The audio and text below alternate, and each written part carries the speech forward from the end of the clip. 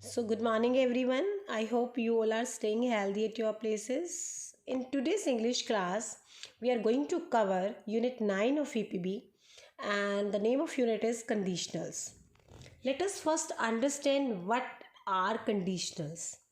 Conditionals are actually sentences. Conditionals are actually sentences. You have done sentences earlier in class 4, also you have done in class 3, you have done there are sentences like simple sentences, negative, then interrogative, you imperative sentences. Now we are doing conditional sentences. Actually, the another name for conditional sentences is if clause, but you have not done clause yet. So whenever I speak clause word in this chapter, explaining this chapter, you have to understand ma'am is talking about a sentence. Actually conditional sentence is form of two sentences. Actually ये एक sentence होता है which is formed of two sentences, and one part of the sentence. Combined sentences make if clause, conditional clause. Clause means sentence. In a conditional sentence, one part of the sentence lays down the condition for the action expressed in the second part, and the part laying down the condition usually begins with if. That's why conditional sentences are also called if clause.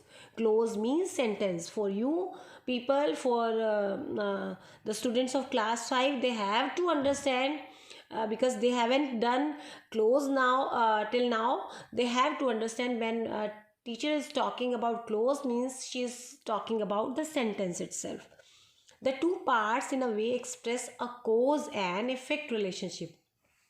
Means one part of sentence is a cause and another is effect, means another is result, consequence. Suppose if it rains, I will not come outside.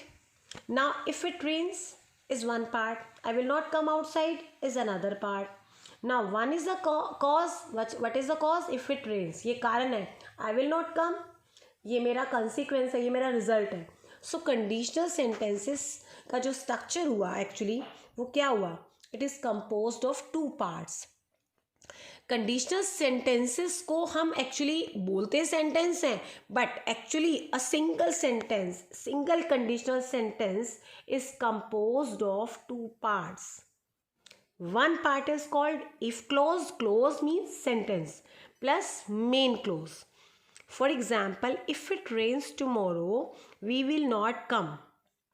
Now, if it rains tomorrow is the cause. ये कारण है. We will not come. It is the effect. उसका असर क्या आएगा कि हम कल नहीं आएंगे. It is the result.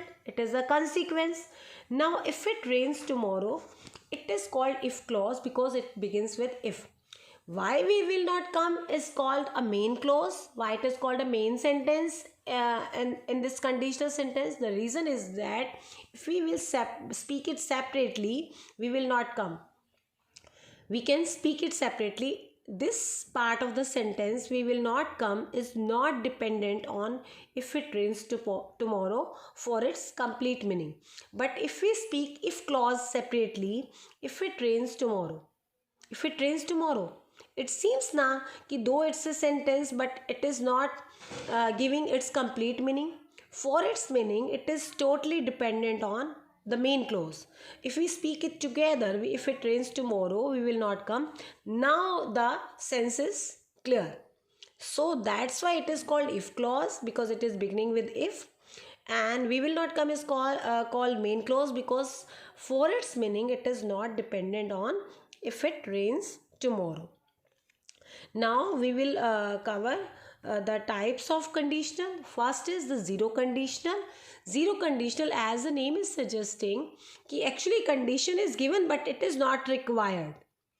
And the structure will be, there are so many structure of zero conditional also, but for your syllabus for class 5 you have to do only जितना मैं कराऊंगी आपको उतना ही करना है. For zero conditional, actually zero conditionals talk about the scientific fact, talks about the universal truth which we can't change, that are permanent truth which we can't change. it means the condition actually is zero. As you know very well, the boiling point of water is 100 degrees Celsius. The freezing point of water is 0 degrees Celsius. You can't change ना. ऐसा तो नहीं है कि you are in America and if you आपका water वो जल्दी boil होना शुरू हो जाएगा या 0 डिग्री से पहले ही आपका फ्रीज हो जाएगा. No, it's a scientific truth, you can't change. तो एक तरह से कंडीशन ऐसी कंडीशन नहीं है, that's a truth, it's a truth. ये आपने कंडीशन लगाई नहीं क्योंकि आपने इसको 100 डिग्री सेल्सियस टेम्परेचर दिया इसीलिए अब उबला, वैसे नहीं उसकी मर्जी है कि 70 डिग्री पे ही उबल जाता है. No, it's actually it's a zero condition. That's why while doing the zero conditional sentences, we are actually talking about the things that are always true, that are permanent true, and for scientific fact, क्योंकि scientific fact भी वही theory में आते हैं, वही fact होते हैं which we can't change. Or for these zero conditionals, the structure of the conditional sentence will be first if plus present simple. No, it's not a hard and fast rule कि आपका जो if वाला sentence part है वो पहले ही आएगा. It's not necessary. हमारा if वाला जो पार्ट है यानी इफ़ क्लॉज जो है वो सेकेंड नंबर पे भी आ सकता है, but the structure will be same. If plus present simple, वो बाद में होगा तो इफ़ प्लस प्रेजेंट सिंपल हो जाएगा. And another part is also present simple, means present indefinite, यानी कि दोनों पार्ट प्रेजेंट सिंपल से बनेंगे, बस जो इफ़ क्लॉज होगा वो इफ़ उसके आगे लग जाएगा. I have told you the uses already कि for permanent truth, for universal truth, for scientific fact. Examples here I have taken. If you freeze water, now see, if you freeze water, if clause is there, you freeze water. What I have done, I have used simple present tense, कोई helping verb नहीं है, verb की first form है, comma it turns into ice. आपको ये ध्यान रखना है whenever you will begin the zero any conditional sentence with if. तो अगर आप if वाला पार्ट आपका पहले आ रहा है और आपका मेन क्लॉज बाद में है तो you will separate both the parts with comma. लेकिन अगर आपका दूसरा पार्ट पहले आ रहा है मेन क्लॉज, तो आपको कोई नेसेसरी नहीं है कि आप कोमा लगाओ. बट इफ़ क्लॉज अगर पहले है you will put a comma before the main clause. If you freeze water it turns into ice. Now look, it turns into ice, again simple present. After it I have not use any helping verb, कोई helping verb नहीं आई है. Turn is the first form, with singular we will use SES. तो अब दोनों part अगर हम देखते हैं जीरो कंडीशनल में, एक तो ये परमानेंट ट्रूथ है, that's why it is universal truth. क्योंकि वाटर को जब आप फ्रीज करते हो तो आपको अच्छे से मालूम है कि आइस में चेंज हो जाता है. तो इन बोथ पार्ट्स, मतलब मैंने इफ़ क्लॉज में और मेन क्लॉज में, क्लॉज का मतलब अब आप समझ चुके हो, मतलब sentence, I have use simple present tense. And if you heat water at 100 degree it boils. Again if you heat water, heat को देखो रेड कलर से लिखा है, सिंपल प्रेजेंट टेंस, कोई हेल्पिंग वर्ब नहीं है, फर्स्ट फॉर्म है. And the second part it boils, again simple present tense. For zero conditional you have to remember the structure. If plus present simple will be the if clause and the main clause, यानी कि जो दूसरा part है sentence का, जो दूसरा sentence है उसका भी जो स्ट्रक्चर होगा वो सिंपल प्रेजेंट टेंस में ही होगा. तो उन सेंटेंसेस को हम कंडीशनल को जीरो कंडीशनल्स कहेंगे. Another is the first conditional. First conditional का जो स्ट्रक्चर होगा इसमें हमारा इफ़ वाला क्लोज वही रहेगा, इफ़ प्लस सिंपल प्रेजेंट. लेकिन फर्स्ट कंडीशनल में हमारा जो हमारा मेन क्लोज होगा that will be in simple future. Simple future you know very well, will और शैल, फर्स्ट वन. नाउ अब सिंपल फ्यूचर फर्स्ट कंडीशन है कि naturally we are talking about the possibilities in the present और in the future, कि अगर ये possible है तो हो सकता है ऐसा ना हो, ये अगर ये हो गया तो ऐसा हो जाए. Example, if it rains I will stay at home. अब ये पॉसिबिलिटी है ना कि बारिश हो जाती है तो I will stay at home. तो what I have done, if it rains. Now look at the if clause, look at the if sentence. If it rains, simple present tense has been use, it के बाद कोई helping verb नहीं आई है. Rain is the first form, SES, because with it you will use. तो if clause के साथ कौन सा आपने टेंस यूज किया, simple present. And the second part, I will stay at home, simple future.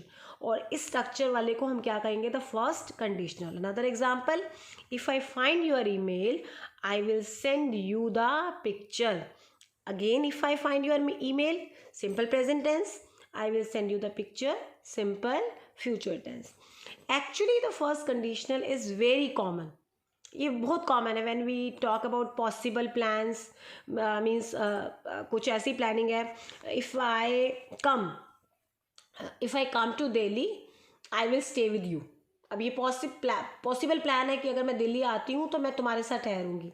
If you are promising someone, giving warnings, threats और persuading, किसी को मना रहे हो, राजी कर रहे हो, तो ये फर्स्ट कंडीशनल सेंटेंसेस यानी कि जिसमें हम क्या लगाते हैं, इफ़ प्लस सिंपल प्रेजेंट और दूसरा पार्ट हमारा बनता है सिंपल फ्यूचर से. तो ऐसे सेंटेंसेस को हम कहते हैं first conditional. Now second conditional, if plus past simple यानी कि सिंपल पास्ट टेंस यानी कि पास्ट इंडेफिनिट टेंस, यानी आप वर्ब की सेकेंड फॉर्म यूज़ करोगे.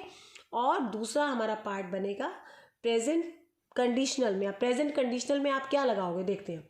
इफ़ प्लस पास्ट सिंपल में एक तो आपका ऐसा होगा कि इफ़ प्लस V2, इफ़ के बाद जो आपका सब्जेक्ट आएगा वो V2 लेगा, वर्ब की second form without any helping verb. ठीक है. उसके बाद जो प्रेजेंट कंडीशनल में आप लगाओगे उसके साथ आपका जो स्ट्रक्चर बनेगा वो बनेगा आपका वुड या वुड नॉट. वो डिपेंड करेगा कि आपको वुड नॉट लगाना है.